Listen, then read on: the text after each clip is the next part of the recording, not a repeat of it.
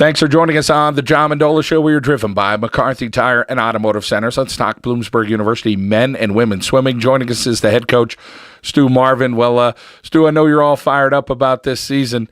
Let's talk a little bit about the swimming program there at Bloomsburg University.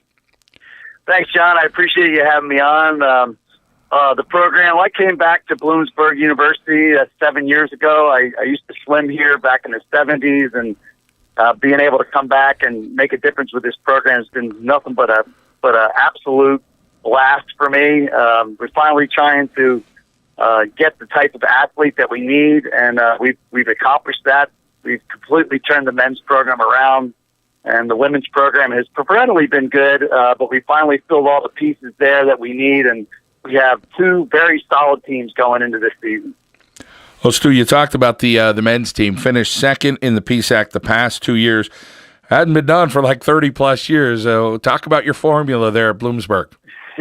Yeah, it was last time they had done it was 1968, so 45 years passed, and we were kind of mired in a little bit of mediocrity. There were some good athletes that came through the program, but we didn't have the numbers to back it all up, and I distinctly remember my first conference championship with the guys, and the meet was over, and they're grabbing their stuff, and they're heading to the locker room, and I said, you know what, you're going to pause, sit here, and you're going to watch then Clarion and Westchester raise the trophies, because someday you're going to do that, and you need to start thinking that way, and once you know it, 6 years later, we've got a second-place trophy, and we followed it up with another one last year. So it's been a change of attitude, a change of culture, and attracting the right student-athlete.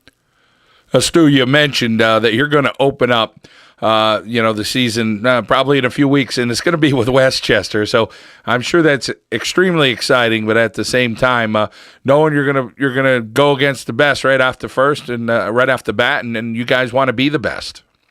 Absolutely, yeah. They're the gold standard, and before when I first got here, first couple of years, it was just a swim meet, and now it's our guys are looking at possibly winning more events and getting closer to them, and with the idea that one day we can beat them. They're awful strong. They've got some foreign swimmers on that team, and but our guys are positive about it, and they're undaunted, and they really think they can slay the dragon. Stu Marvin joining us here on the John Mendola Show. We are driven by McCarthy Tire and Automotive Centers. Well, Stu, I follow high school swimming an awful lot, but tell us a little bit about, you hear stories about on the soccer field how international players are coming into the PSAC and they're 24, 25 years old. What do you normally see out of swimming in the PSAC? Talk about the competition and where kids are coming from and the quality that you get out of the PSAC. Well, most of the PSAC athletes are Pennsylvania people. The teams, Shippensburg, ourselves, Westchester, mostly southeastern Pennsylvania people. I do have a couple from up around the Wilkes-Barre, Scranton area, but that's primarily it.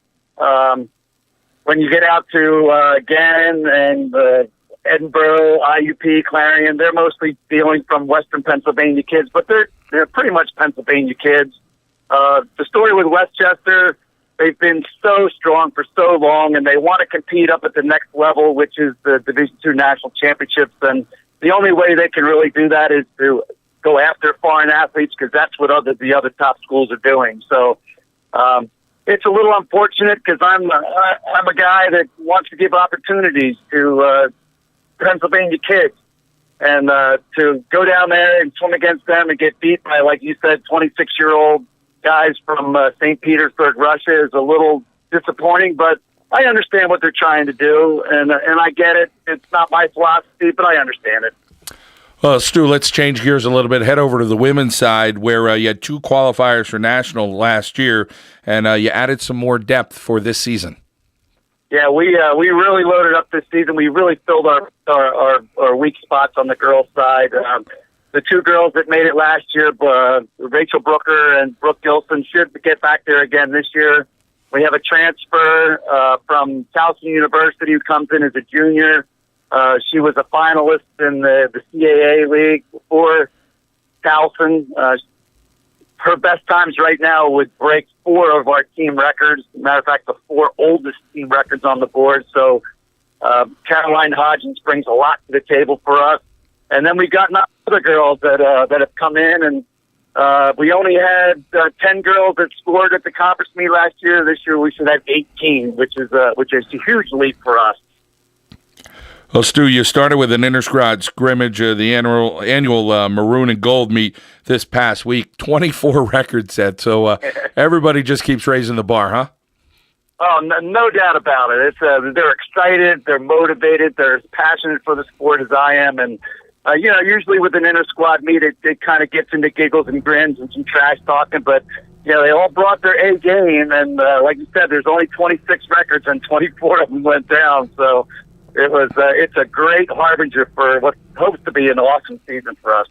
Stu Marvin here, Bloomsburg University men and women swimming coach. Stu, you sound so excited about this season. You talk about your roots at Bloomsburg. You mentioned swimming there and now coaching, and has it been kind of refreshing for you to kind of, be there and be with these young men and women and kind of see them blossom the way you did? That is exactly right. You couldn't have said it any better. My time spent here was very special to me, and I was lived in Florida for 30 years, and the opportunity to come back was given to me by then athletic director Mary Gardner, and being able to come back and just give back everything I've come to learn in the sport of swimming and give it to these kids and just encourage them and nurture them and share the passion. It's been awesome. It's been so rewarding. It's almost like it's a hobby for me rather than a job, and I'm loving every minute of it. Well, Stu Marvin enjoying his time there at Bloomsburg University. His swimmers are as well, going after number 1 Westchester this year in the PSAC. It all begins November 1st with that first meet. Stu, we appreciate your time, and I'm sure we're going to talk to you again at some point over the winter months. Well, that would be awesome. We get some more publicity for swimming. I know it's not one of the big 3 sports, but there are a lot of great athletes out there that are putting a lot of time and hard work and enjoying a lot of success. So it's great that you've got me on here and we're talking about swimming. It's an awesome thing. Well, I'm penciling you in right now for Saturday, November 1st, when you have that big meet against Westchester. I'm going to put you on the radio that morning on the Sports Hub 102.3. So we'll talk to you then, Stu. That's awesome. Thanks so much. You have a great night. All right, that's Stu Marvin here on the John Mendola Show. Bloomsburg University men and women swimming, driven by McCarthy Tire and Automotive Centers.